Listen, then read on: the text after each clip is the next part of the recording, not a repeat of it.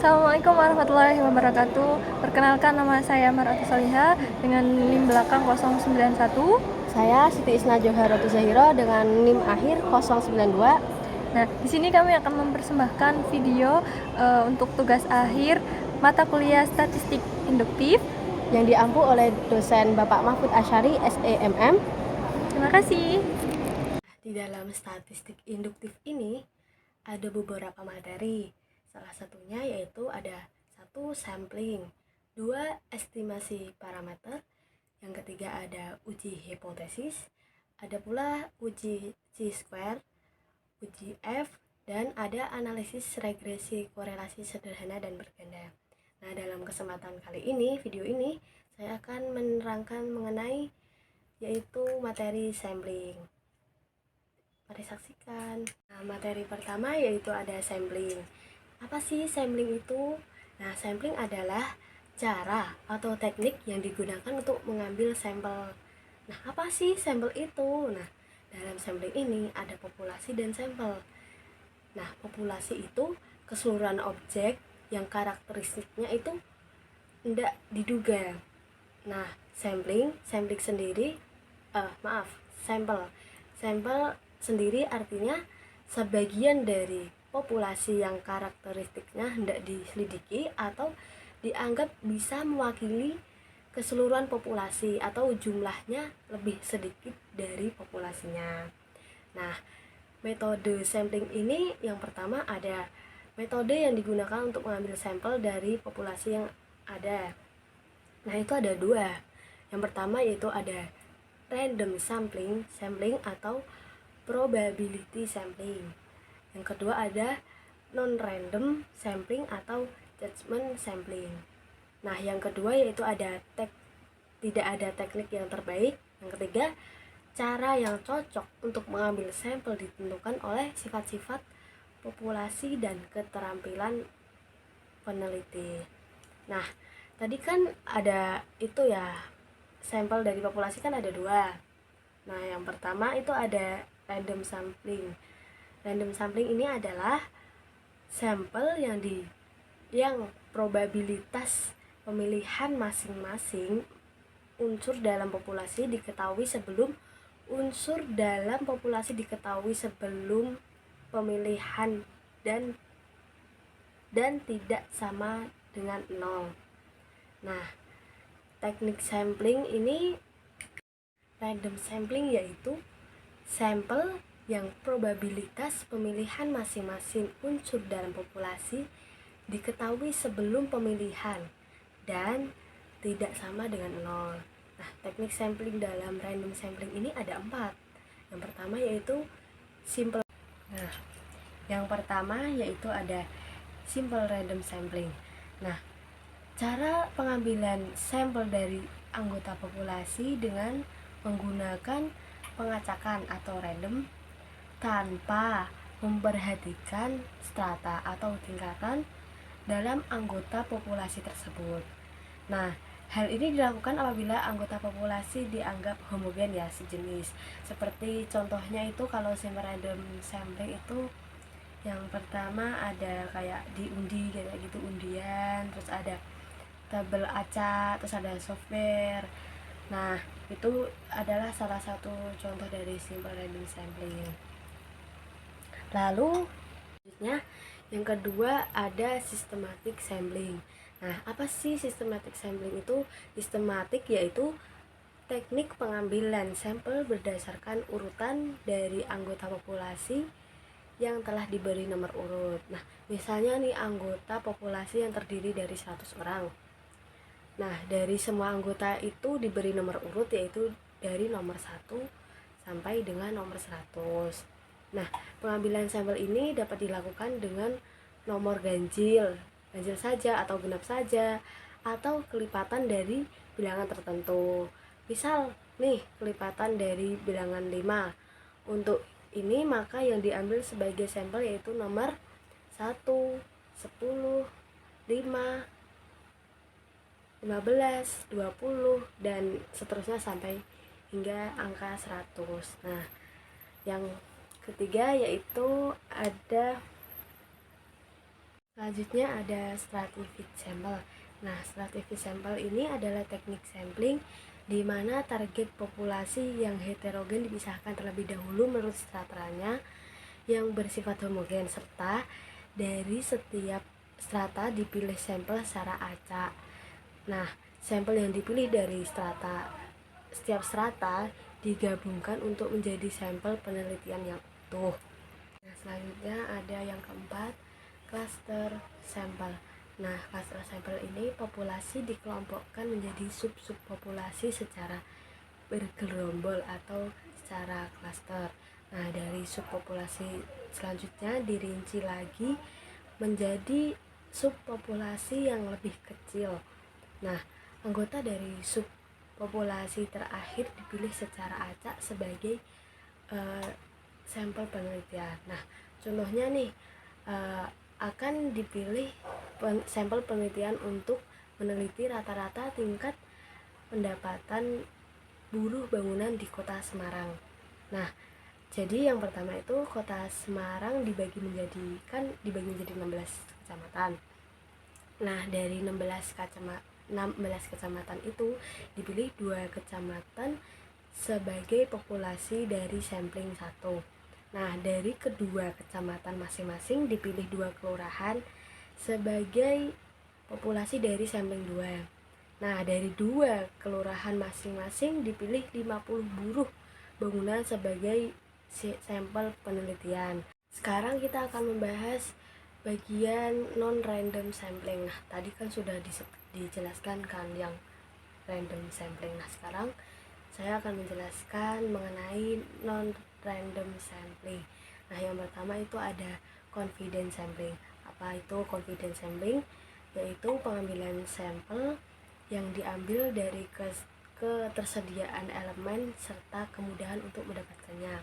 Sampel yang diambil berdasarkan tempat dan waktu yang tepat. Nah, yang kedua dari non-random sampling yaitu ada purposive sampling. Nah, purposive sampling ini lebih tepat digunakan oleh para peneliti apabila memang sebuah penelitian ini memerlukan kriteria khusus atau sudah ditentukan kriterianya seperti apa agar sampel yang diambil nantinya sesuai dengan tujuan penelitian, dapat memecahkan permasalahan penelitian serta dapat memberikan nilai yang lebih representatif. Nah, sehingga teknik yang diambil ini dapat memenuhi tujuan sebenarnya dilakukannya penelitian tersebut. Dapat mengambil contoh nih dari metode purposive sampel ini. Nah, contohnya tuh seperti ini. Apabila peneliti akan meneliti penelitian dengan judulnya tuh pengaruh konsumsi tablet besi selama hamil terhadap kadar hemoglobin pasca melahirkan. Nah, maka peneliti ini menetapkan kriteria khusus sebagai syarat populasi, yaitu contohnya ibu hamil. Nah, yang dapat dijadikan sampel yaitu apabila ibu tersebut tidak mempunyai berbagai jenis penyakit anemia. Alasannya ditetapkan kriteria tersebut yaitu karena kadar hemoglobin tidak hanya disebabkan oleh konsumsi tablet besi, melainkan oleh berbagai penyebab lainnya agar mendasar seperti penyakit anemia, megaloblastik, nah anemia aplastik atau berbagai jenis anemia lainnya. Nah, selanjutnya ada snowball sampling. Snowball sampling ini yaitu teknik penentuan sampel yang mula-mula jumlahnya itu kecil, nah kemudian membesar, ibarat bola salju yang menggelinding yang lama-lama menjadi besar. Nah, teknik sampel snowball atau bola salju ini digunakan jika penelitian tidak memiliki informasi tentang anggota populasi. Peneliti hanya memiliki satu nama populasi. Dari nama ini peneliti akan memperoleh nama-nama lainnya. Nah, teknik ini biasanya digunakan jika peneliti meneliti kasus yang sensitif atau rahasia. misalnya tentang jaringan peredaran narkoba. Nah, dalam penentuan sampel ini, pertama-tama dipilih 1 atau 2 orang, tetapi karena dengan 2 orang ini belum merasa lengkap terhadap data yang diberikan, maka peneliti mencari orang lain yang dipandang lebih tahu dan dapat melengkapi data yang diberikan oleh 2 orang sebelumnya.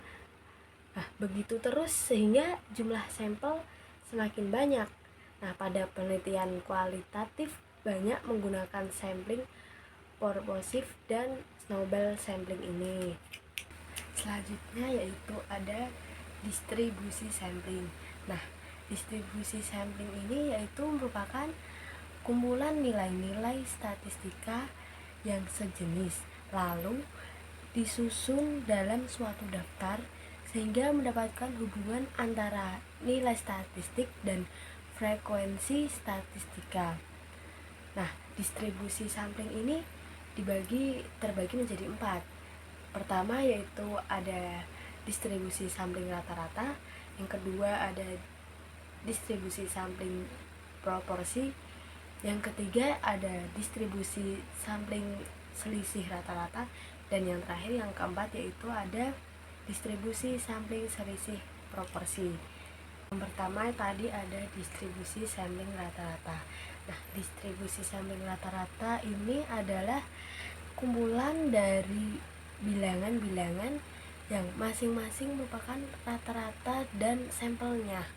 Nah, dalam distribusi sampling rata-rata ini ada notasinya yaitu ada ukuran sampel, rata-rata sampel, standar deviasi sampel, ada rata-rata dan distribusi sampling rata-rata, dan ada juga standar deviasi pada distribusi sampling rata-rata, ada juga ukuran populasi, ada rata-rata populasi, dan ada standar deviasi populasi. Yang kedua ada distribusi sampling proporsi. Nah, distribusi sampling proporsi ini adalah suatu kumpulan atau distribusi semua perbandingan sampelnya pada suatu jenisnya. Nah, notasi dalam distribusi sampling proporsi ini ada rata-rata pada distribusi sampling proporsi dan ada juga standar deviasi pada distribusi sampling proporsi. Yang ketiga ada distribusi sampling selisih rata-rata. Distribusi sampling selisih rata-rata ini adalah distribusi probabilitas yang dapat terjadi dari selisih rata-rata 2 sampel yang berbeda berdasarkan pada 2 sampel tertentu dari ukuran parameter dan populasinya. Nah, untuk ukuran sampel N1 dan N2 yang cukup besar, maka N1, N2 lebih besar dari 30, maka distribusi sampel selisih rata-rata sangat mendekati distribusi normal untuk mengubahnya ke dalam bentuk normal. Yang keempat yaitu distribusi sampling selisih proporsi. Nah, distribusi sampling selisih proporsi ini distribusi probabilitas yang dapat terjadi dari selisih proporsi 2 sampel yang berbeda berdasarkan pada 2 sampel tertentu dari ukuran parameter 2 populasinya. Nah, sekian materi tentang sampling pada kesempatan video saat ini. Selanjutnya akan saya lanjutkan pada materi estimasi parameter. Terima kasih. Materi selanjutnya yaitu mengenai parameter estimasi. Nah, penaksiran parameter yaitu keseluruhan proses menduga sesuatu parameter pada populasi yang tidak diketahui nilainya dengan menggunakan statistik sampel. Nah, parameter populasi disebut juga dengan nilai sebenarnya atau true value. Nah, parameter dapat berupa rata-rata, varian, dan proporsi. Nah, Jenis dari penaksiran statistik ini ada dua, yaitu satu pendugaan titik atau point estimation. Nah, contohnya yaitu dari sampel acak rata-rata berat badan mahasiswa perbankan syariah Unsuka yaitu 65 kg. Lalu yang kedua yaitu dugaan interval estimation. Nah, contohnya seperti dari sampel acak rata-rata berat badan mahasiswa perbankan syariah Unsuka adalah 65 sampai 67 kg. Nah, adapun kriteria penaksir yang baik yaitu statistik sampel yang digunakan untuk menduga parameter populasi harus memenuhi dan kriteria berikut, yaitu pertama tidak bias atau unbias.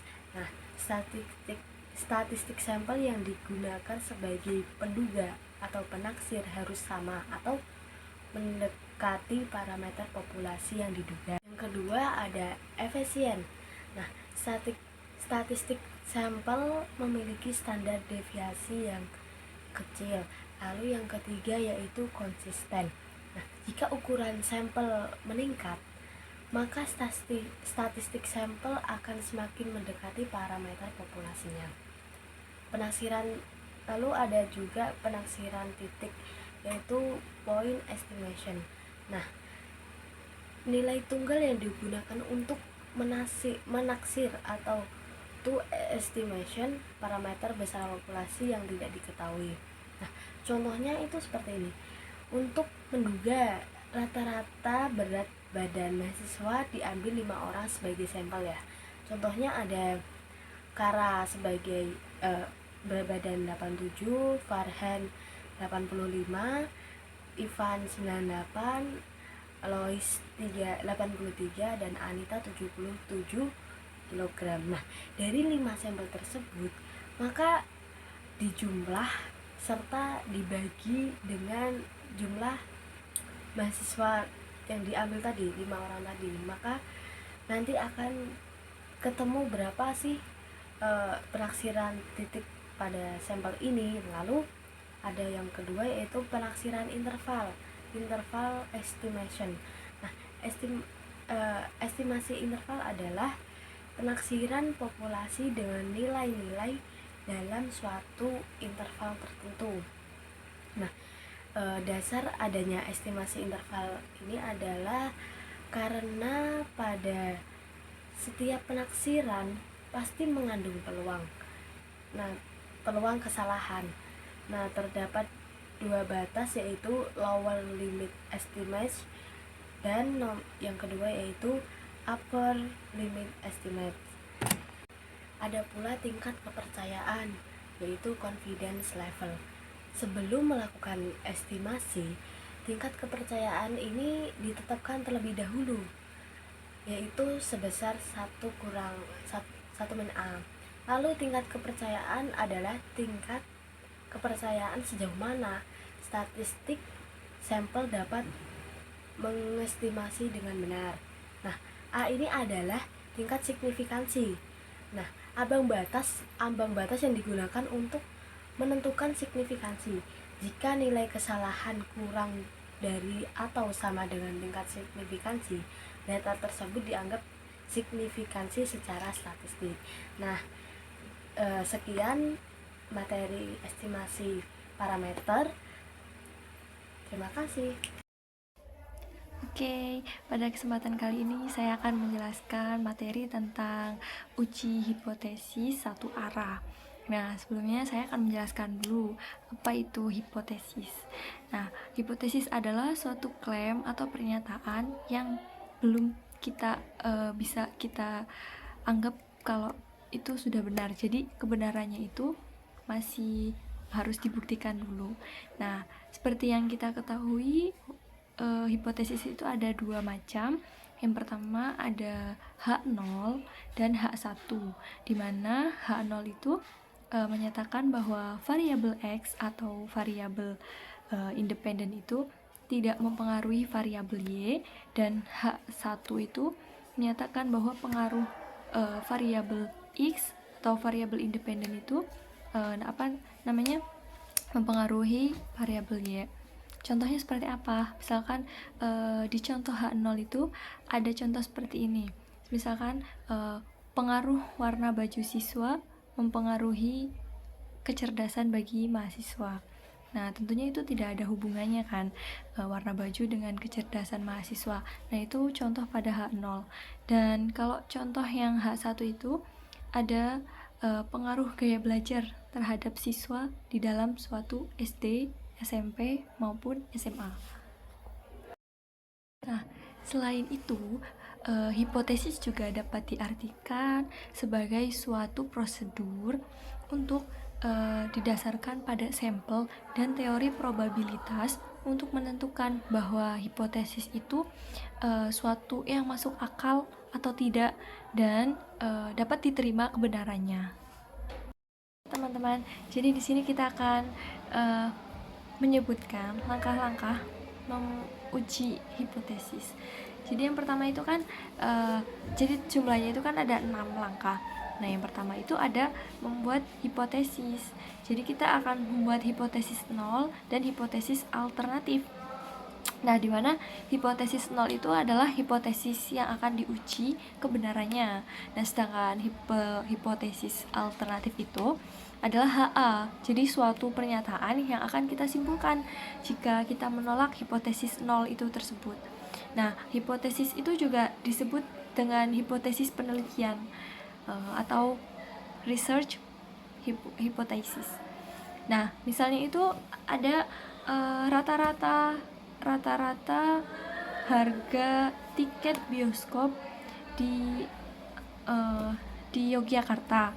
Nah, H0 itu menyatakan sama dengan 50.000 dan HA menyatakan tidak sama dengan 50.000. Nah, dan yang kedua itu langkahnya ada memilih signifikansi. Jadi memilih tingkat signifikansi ini tujuannya yaitu adalah probabilitas menolak hipotesis 0 jika itu benar atau disebut dengan resiko.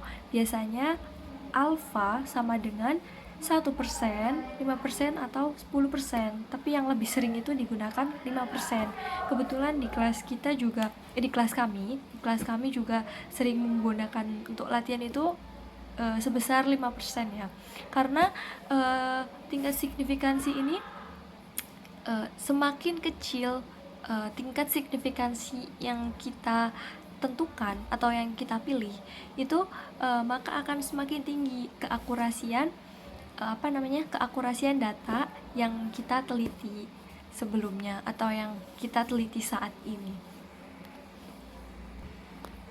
Nah, terus langkah yang ketiga yaitu ada memilih uji statistik. Jadi ada beberapa uji statistik yang bisa kita buktikan, yang bisa kita gunakan untuk membuktikan hipotesis itu sendiri. Ada misalkan ada uji T, ada uji Z, ada uji F, dan juga ada uji X kuadrat atau chi squares. Jadi mereka itu nanti akan memiliki fungsinya masing-masing ya. Jadi kita tinggal menentukan hipotesis apa, uji hipotesis apa yang kita butuhkan. Jadi kita tinggal menentukan uji dari beberapa uji yang ada itu tersebut. Nah, untuk yang selanjutnya ada di poin keempat, yaitu kita membuat aturan keputusan. Jadi di mana pernyataan tentang kondisi spesifik hipotesis 0 itu tidak ditolak, itu 0 ditolak, dan kondisi di mana hipotesis 0 tidak ditolak. Jadi critical value adalah titik pemisah antara daerah di mana hipotesis 0 ditolak dan daerah yang tidak ditolak. Nah, untuk yang selanjutnya yaitu langkah yang kelima, yaitu dalam pengujian hipotesis menghitung nilai statistik ujinya, membandingkan nilainya dengan nilai kritis, dan membuat keputusan untuk menolak atau tidaknya hipotesis 0 itu sendiri. Dan yang terakhir ada uji langkah interpretasikan hasil. Jadi di sini kita lihat hitungnya berapa, probabilitasnya, nilainya, terus melihat arahnya apakah satu arah atau dua arah kayak gitu ya. Terus sesuai dengan hipotesis atau tidak. Terus jika iya, H0 ditolak dan HA terdukung. Jika tidak, H0 tidak dapat ditolak atau variabel tersebut tidak signifikan pada keyakinan yang ditetapkan. Misalnya 95%. Oke teman-teman, untuk selanjutnya yaitu kita ada uji chi-square. Nah, konsep dasarnya itu yaitu pengujian statistik dengan distribusi X kuadrat, termasuk statistik non-parametrik.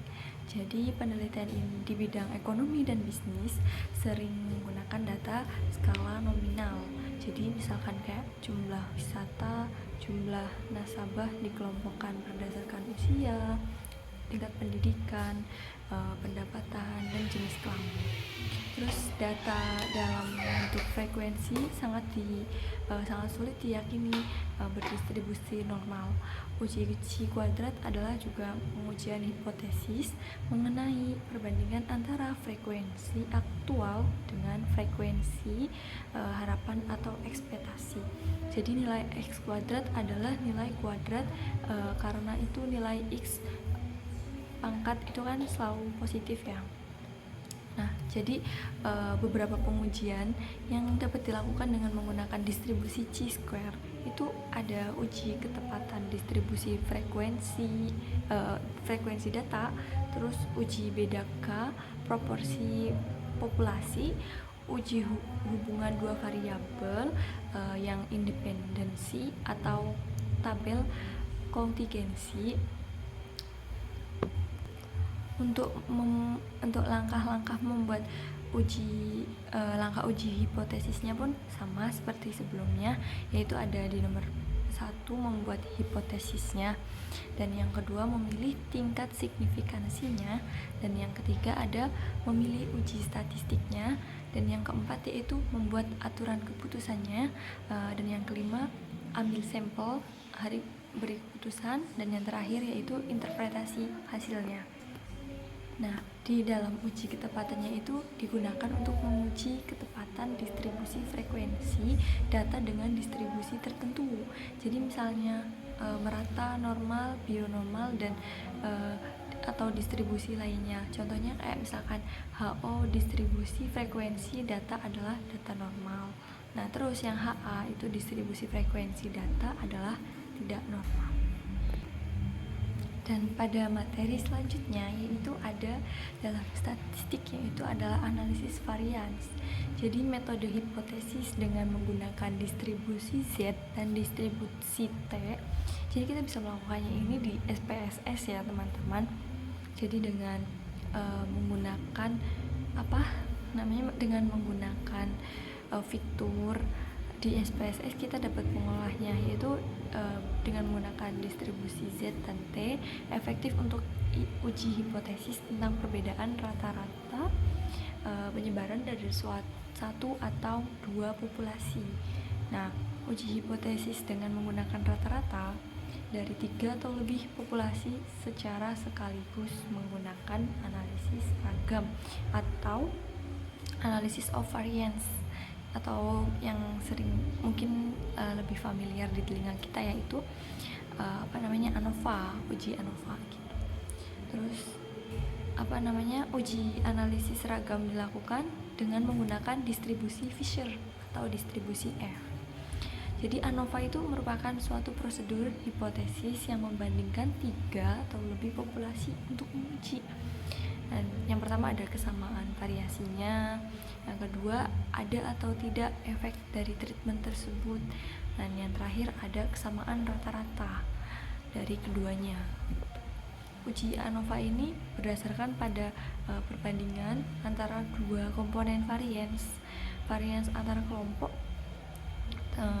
dan varians dalam kelompok. Jadi random variation atau error component, dan menggunakan distribusi F. Asumsi dasarnya, sampelnya random dan independen, populasi berdistribusi normal, terus populasinya memiliki variansi yang sama. jadi tidak memiliki perbedaan. Misalkan dia populasi orang Kalimantan, berarti semuanya itu orang Kalimantan, kayak gitu. Terus prosedur ANOVA terdiri dari beberapa macam jenis bergantung dan perlakuan yang digunakan. Yang pertama ada analisis varian satu arah, ya, uji rata-rata pendapatan perusahaan. Misalkan dalam suatu uji rata-rata pendapatan perusahaan pasta gigi, jadi berdasarkan bagiannya. Terus analisis varian dua arah, yaitu uji rata-rata pendapatan di perusahaan sebuah pasta gigi, misalkan berdasarkan bagian dan jenis pendidikannya. Terus pengujian terhadap beda lebih dari dua populasi dengan menggunakan ANOVA satu arah, itu pengujian terhadap beda lebih dari dua populasi dengan menggunakan satu perlakuan. Jadi satu perlakuan aja, jadi ke treatment gitu. Terus uji analisis seragam satu arah selalu memiliki daerah penolakan kalau yang satu arah ini ya, di sebelah kanan dari distribusi F. Kemudian pengujian hipotesis dengan ANOVA memiliki prosedur yang sama dengan hipotesis sebelumnya. Nah, dalam hal ini distribusi T, bentuk kurva distribusi Fisher tergantung dari tingkat signifikansi dan jumlah derajat bebas atau DF yang terdiri dari dua derajat bebas, di mana satu pembilang dan satu sebagai penyebut. Keduanya disebut dengan parameter distribusi F. Seperti itu. Oke, selanjutnya kita masuk ke dalam pengertian analisis kolerasi. Nah, apa sih kolerasi itu? Jadi analisis kolerasi yaitu suatu teknik statistika yang digunakan untuk mengukur keeratan hubungan atau korelasi antara dua variabel, yaitu variabel X dan variabel Y itu sendiri, dimana variabel X itu kan independen ya, sedangkan variabel Y itu kan dependen gitu. Nah, terus hubungan positif dan negatifnya itu apa ya namanya, ketika si X itu mempengaruhi maka dia dinyatakan berkorelasi dengan Y. Tapi ketika variabel X itu tidak mempengaruhi, maka mendapatkan hubungan negatif. Nah, koefisien korelasi juga menentukan ukuran kekuatan hubungan linier antara dua variabel. Nah, setelah itu besar koefisien korelasi dengan lambang R absolut, yaitu 0 kurang dari R dan R lebih besar dari 1. Nah, sedangkan koefisien determinasinya bagian dari keragaman total variabel terikat Y, variabel yang dipengaruhi atau dependen, itu yang dapat diterangkan atau diperhitungkan oleh keragaman variabel bebas, yaitu atau variabel X yang variabel variabel independennya. Terus uji korelasi. Jadi untuk menguji korelasi itu kita menggunakan uji T ya teman-teman. Jadi nanti kita dalam SPSS itu boleh menggunakan uji T kalau misalkan kita menguji korelasi. Jadi nanti kalau kita rumuskan itu ada T sama dengan R. R-nya itu tadi nilai koefisien korelasinya ya.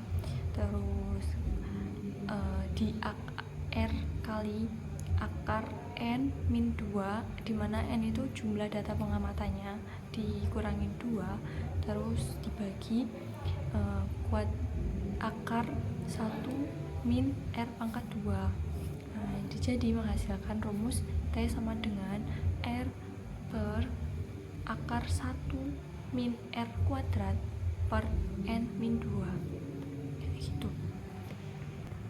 Nah, dan untuk analisis regresinya, analisis statistik yang dapat digunakan untuk melihat hubungan antara dua atau variabel atau lebih dari dua variabel, mengetahui pengaruh variabel independen terhadap variabel dependennya, mengetahui arah pengaruh variabel independen terhadap variabel dependen, terus mengetahui seberapa besar pengaruh variabel independen terhadap variabel dependen. Jadi seberapa besar sih berpengaruhnya variabel independen ini kepada variabel dependen, misalkan kayak yang sudah disebutkan sebelumnya ya. Terus menaksir nilai variabel dependen, jadi menaksir seberapa kepada variabel dependennya atau variabel Y. Terus modelnya sama dengan deterministik dan probabilistik. Terus juga ada jenis regresi sederhana. Oh ya, jadi jenisnya itu di sini ada sederhana dan berganda. Jadi kan biasanya itu kan variabelnya itu kan nggak cukup satu ya. Dengan itu kalau yang sederhana itu hanya memasukkan satu variabel. Nah, ketika berganda itu kita memasukinya itu lebih dari dua variabel, seperti itu. Nah, dan untuk persamaan regresinya itu sendiri, yaitu hubungan antara variabel bersifat fungsional dan disajikan dalam bentuk matematis. Jadi rumus untuk persamaan regresi sederhana itu ada Y bar sama dengan A plus B X. X nya besar ya teman-teman. Terus dimana Y sama dengan A plus B1 dikali X1, terus ditambah B2 dikali X2 ditambah B3 dikali X3 ditambah sampai B coefficient dikali X coefficient. Yang dimaksud sampai seberapa banyak variabel X nya gitu. Misalkan ada 5 yuk sampai 5. Kalau misalkan ada 10 ya berarti sampai 10 gitu. Jadi dimana Y nya itu di sini menjadi variabel dependennya, sedangkan X nya itu menjadi variabel independen. Nah itu. Terus konstannya A sama dengan Y bar min BX bar. Koefisiennya sama dengan B sama dengan R, R sama dengan S per Y. Untuk prosedur analisis regresi sederhana sendiri, yaitu membuat persamaan regresi dulu. Jadi sebenarnya kita membuat persamaan dulu ya di regresinya. Terus kemudian melakukan pengujian hipotesis atau pengaruh antar variabel. Jadi setelah satu itu diuji itu berpengaruh, kemudian nanti dua variabel itu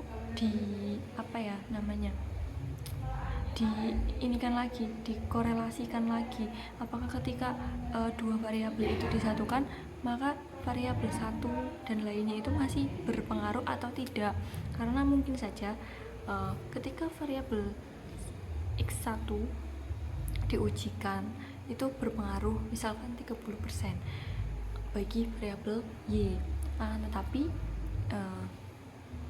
si variabel X2 ketika dikorelasikan itu berpengaruh misalkan 50% dari untuk berpengaruh bagi variabel Y.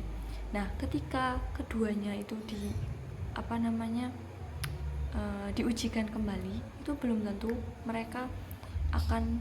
tentu dua variabelnya itu masih saling berkaitan juga. Bisa saja nanti yang variabel X1 nya itu sudah tidak berpengaruh, seperti itu. Misalkan mudahnya itu seperti ini. Misalkan kayak kita punya teman. Nah, yang teman itu satunya tuh kayak bodoh gitu, yang nggak bodoh, misalkan kayak kurang gitu, dia dalam analisisnya misalkan kurang. Nah, ketika join bersama teman-teman yang super aktif kayak gitu, apakah teman-teman yang super aktif ini tuh terpengaruh sama dia yang analisisnya tuh kurang kayak gitu? Tentunya tidak berpengaruh gitu kan, karena dia cuma satu kayak gitu, badannya kayak gitu. Terus yaitu uji statistiknya menggunakan distribusi T. Terus nilai kritis, ada nilai kritisnya menggunakan A/2 dikali df. Terus rumus hitung T-nya itu ada B min 0 dibagi dengan SB, yaitu standard error coefficient. Kemudian selanjutnya mengidentifikasi tingkat keakuratan model regresi melalui koefisien dengan determinasi R kuadrat. Terus yang terakhir yaitu melakukan estimasi nilai variabel dependen.